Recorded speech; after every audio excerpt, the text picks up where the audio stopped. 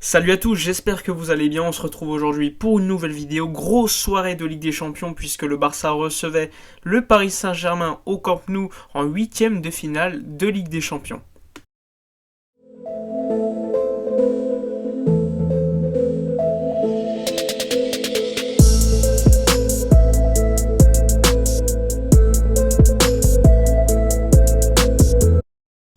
Avant de commencer la vidéo, je voulais vous présenter l'application numéro 1 de l'actualité du football. C'est l'application OneFootball.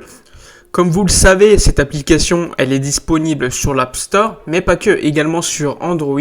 Donc si vous voulez suivre l'actualité du football de ton club préféré, pour voir l'actualité mercato, les résultats des matchs, eh bien je t'invite à aller voir le lien dans la description, le lien pour télécharger l'application OneFootball. Personnellement, moi je l'ai téléchargée, je la trouve super, déjà au niveau du design, au niveau des notifications, tu peux recevoir toute l'actualité du football en live, et ça franchement ça aide, surtout quand tu sors du travail, etc.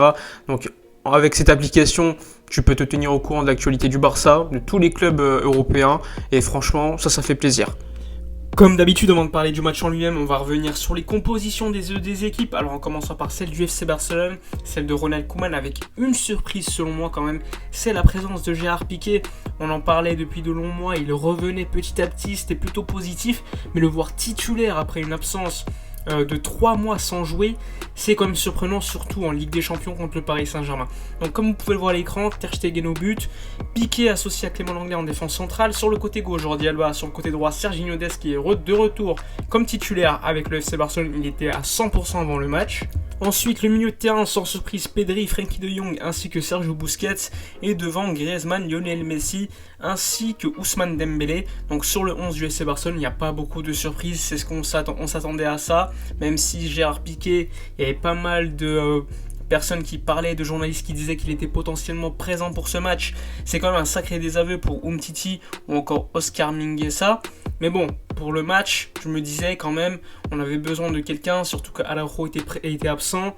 Il y avait besoin de quelqu'un qui amenait de la taille, de la relance. Et Piqué, c'est quand même quelqu'un qui a ses qualités, même si au niveau de la vitesse, on le sait, surtout contre Kylian Mbappé, etc., ça peut être compliqué. Mais globalement, du côté du Barça, c'était un 11 plutôt attendu. Concernant le 11 parisien, comme vous pouvez le voir à l'écran, il n'y a pas beaucoup de surprises. Finalement, la présence de Moïse Kean plutôt que Sarabia.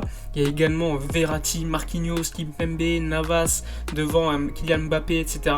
Franchement, c'est un 11 quand même plutôt compétitif malgré les absences de Neymar ou encore Di Maria. Avant le match, je me disais quand même qu'au niveau des latéraux, c'est pas ça. Et à mon avis, Ousmane Dembélé, avant le match, avait beaucoup de choses à faire sur son côté. Enfin bref, après avoir présenté les deux 11 très rapidement, on va commencer par parler du match en évoquant évidemment la première période.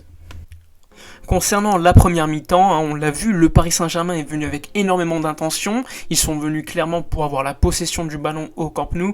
Ils ont eu quand même pas mal d'attaques sur les côtés. On a vu par exemple Kurzawa qui était souvent assez seul.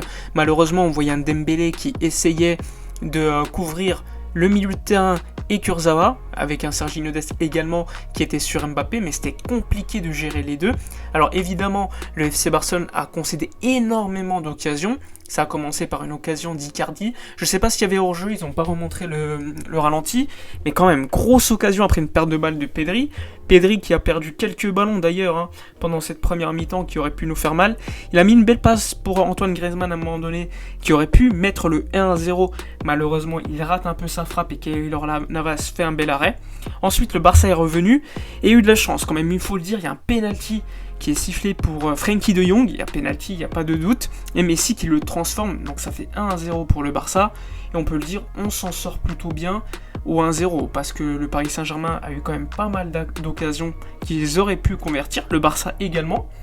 Malheureusement, on n'a pas concrétisé une occasion avec Ousmane Dembélé qui aurait peut-être tuer le match d'une certaine manière. Il y a également une occasion d'Antoine Griezmann qui fait un coast-to-coast, c'est-à-dire qu'il part quasiment de sa surface jusqu'à la surface du PSG. Malheureusement, le ballon passe juste à côté et 1 ou 2 minutes plus tard, t'as le magnifique but de Kylian Mbappé. Après, encore une fois, le côté droit qui était déserté, Kurzawa qui a eu le temps de centrer pour Mbappé qui a fait une magnifique prise de balle et qui a éliminé Clément Lenglet qui était un peu qui n'était pas sur Mbappé, qui lui a laissé 1 ou 2 mètres, ce qui a suffi à l'attaquant français qui a égalisé 1-1. Ensuite, le Barça a eu du mal à revenir quand même. On a vu que là, c'était vraiment un temps fort du Paris Saint-Germain.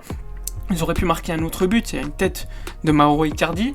Malheureusement, le Barça n'a pas eu, d'une certaine manière, énormément d'actions travaillées de manière collective, contrairement au Paris Saint-Germain. On a vu un Verratti en très grande forme en première mi-temps. On a vu également un Gay qui aurait pu prendre un second carton jaune, peut-être un carton rouge finalement qui n'a pas été sifflé par l'arbitre. Ensuite, on a encore une fois vu Pedri perdre quelques ballons intéressants. On a vu un Dembélé qui n'a pas été, on va dire, chanceux au niveau de ses dribbles ce soir en première mi-temps. Mais bon, c'était pas le seul. On peut le dire, globalement, le Barça n'a pas été au niveau. On a vu un Piqué qui a fait tout ce qu'il pouvait défensivement. Mais malheureusement, ça n'a pas suffi en première mi-temps. Et le 1-1 est plutôt bien payé pour le FC Barcelone, même si on a eu des occasions très claires. Et le Paris Saint-Germain également. Concernant la seconde mi-temps, elle a été un peu du même acabit que la première. Pour le Barça, on a été en difficulté assez rapidement. On a vu le PSG avec énormément de salves offensives. On a eu énormément de chance que le Paris Saint-Germain ne marque pas rapidement. Il y a eu une occasion pour Mbappé, mais c'est pas le seul. Icardi en a eu également, Keane également. Et encore une fois, le Barça encaisse un but de la part de Kylian Mbappé, il me semble. Mais j'ai envie de vous dire, c'était vraiment une occasion où on voit encore une fois l'espace laissé sur nos côté les latéraux qui sont mal placés, c'est Dest qui notamment n'était pas aligné et qui a fait un match catastrophique ce soir, il faut le dire, et ils en profitent, ça revient dans les pieds d'Mbappé qui te met le 2-1 avec notamment un contre de Piqué, et comme par hasard ça revient sur Mbappé qui est bien placé. Mais de toute façon, moi il faut revoir le placement de Ter Stegen sur ce but parce qu'il est vraiment fautif selon moi. Déjà parce que il ne sort pas sur Florenzi, il me semble, sur le côté droit, et il lui laisse beaucoup trop de temps pour centrer, alors que normalement il doit sortir et prendre le ballon. Et d'ailleurs sur le troisième but parisien de Moïse Kean, ça va être pareil, ça va être encore une fois une erreur de Ter Stegen qui va pas sortir, mais c'est pas le seul. On voit Clément Lenglet qui est sur un attaquant, mais il y a encore derrière lui Moïse Kean qui est tout seul au marquage, et malheureusement ça fait le troisième but pour le Paris Saint-Germain, et c'est plutôt mérité, il n'y a rien à dire. Sur la seconde mi-temps, le FC Barcelone n'a rien montré, on s'est fait littéralement marcher dessus au Camp Nou. On a vu un grand Verratti, un grand Paredes, on a vu une attaque franchement du FC Barcelone catastrophique. En seconde mi-temps, il y a eu une accélération de Dembélé sur le côté, mais rien de plus. Il y a eu une main à un moment donné de Moïse Kean à 1-1 qui aurait peut-être pu être sifflé pour le Barça, un petit penalty, mais finalement c'est compréhensible aussi que l'arbitre ne le siffle pas. Mais globalement, on s'est fait littéralement marcher dessus, il n'y a rien d'autre à dire. Le Paris Saint-Germain en seconde mi-temps était bien au-dessus, et c'est pour cela qu'à la fin du match, t'as Mbappé qui met le triplé, et qui prouve encore une fois que c'est un grand joueur, il faut le dire.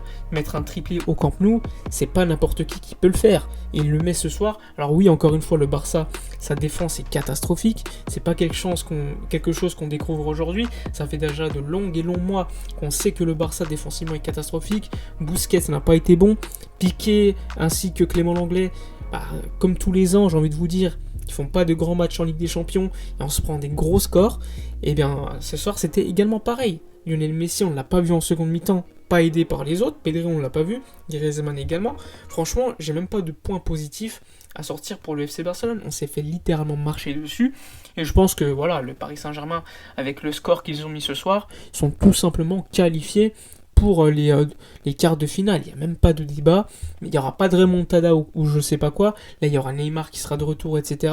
C'est une grande équipe au niveau collectif.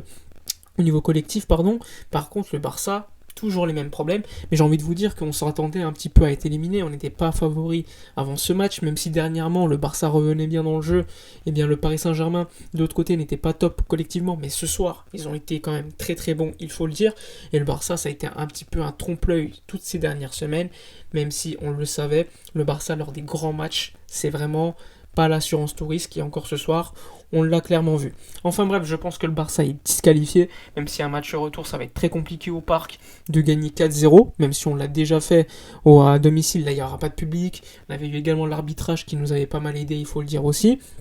Enfin bref, moi personnellement je pense que c'est terminé. Il faut féliciter les adversaires, il ne faut pas non plus qu'ils aient la grosse tête, il faut quand on est gagnant, il faut également être modeste, etc. Avoir la victoire modeste. On va voir s'ils l'auront, ce que je ne pense pas, mais bon, nous on va continuer, on va essayer de voir si le Barça, avant la fin de saison, pourra chercher la seconde place en Liga. En tout cas, en Ligue des Champions, je pense que c'est terminé.